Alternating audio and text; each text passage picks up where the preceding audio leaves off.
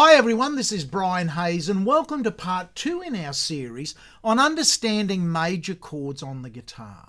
In part 1 we explored 3 different chord grips for major chords with the root note based on the first, second or third string.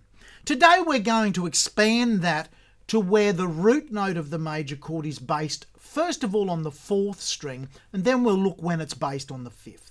So if we take the standard F major chord that we probably all learn within the first month or so of playing the guitar, this diagonal shape, F, A and C, it's one of the fundamental shapes on a guitar, diagonally across strings 4, 3 and 2. So F, A, C, the root note being based on the D string. Now, as a 3-note major chord grip, we can take that shape through the 12 possible major chords. F, F sharp, G, G sharp, A sharp, B, C, C sharp, D, D sharp, E, and we end up 12 frets up from where we started, the octave version of F major chord. Now, if we incorporate the first string in that grip, in other words, if we double stop like we did in part 1 where we said, hang on, that's a major chord too. A, C and F, that's an F chord. But if we add that high octave to our diagonal shape, we get this 4-note version of a major chord. And we can take it walking right up through the 12 frets just with that expanded higher octave. Now finally we can also add in another note on the 5th string, the A string, in support of those 4 notes. So here we've got F, A, C and F, but on the A string on the 3rd fret we've actually got the note C. So we're not doing a full bar chord here, we'll get to that in part 3 in this series.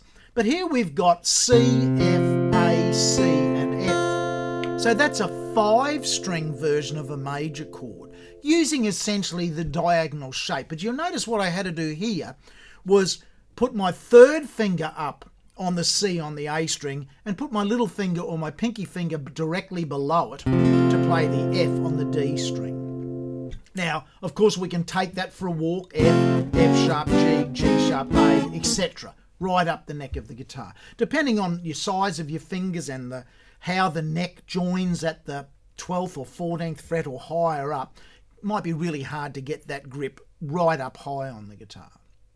Let's think of the most common way to play an A major chord. A, E, A, C sharp. So I'm only playing 4 notes there. I'm not playing this grip with the open E string, I'm just playing strings 5 through to 2. And I'm barring strings 4, 3 and 2. And the notes, I'm putting the root note on the 5th string. So A, E, A, C sharp, that's an A major chord. If I take that up 1 fret, well, the fretted notes become A sharp or B flat. But we've got to move that open A string up to B flat. So in this case, I've only got small hands and short fingers. For me, that can be a little bit hard to do if I use my 3rd finger to do the barring. It's not impossible. I'm doing it there, but you'll see I've got to strain a little bit. So I'll often use my little finger to do the barring in that shape. So in this case, we've got index finger on the 5th string on the 1st fret, the note B flat, and I'm using my little finger to play F, B flat and D. Now as I go further up the neck and the frets are getting closer, I normally will shift to the 3rd finger for barring, but I'll start with the little finger down here where the frets are a long way away. So we start with an A chord, a B flat, a B, a C sharp, a D sharp, an E, and probably from here on in I'll switch to my 3rd finger barring strings 4, 3 and 2. So we've now got an F chord, an F sharp chord, a G chord, G sharp chord and an A chord, which is where we started on, and of course B flat if we wanted to start just with that shape, no open strings.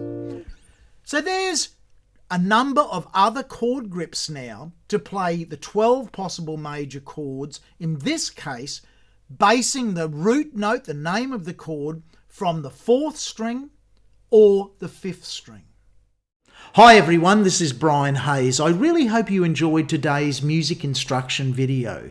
If you did, then you've joined the millions of viewers who have benefited from content on my free music education YouTube channel.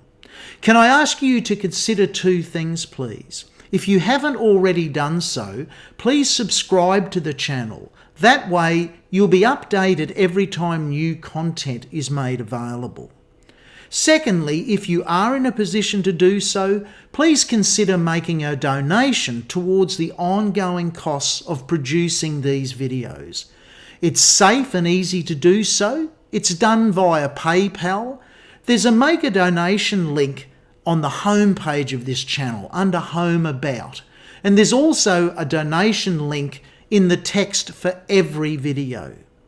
Rest assured that any and all monies received will be reinvested in making this channel the best, most informative, content-rich music education channel of its kind anywhere on the internet.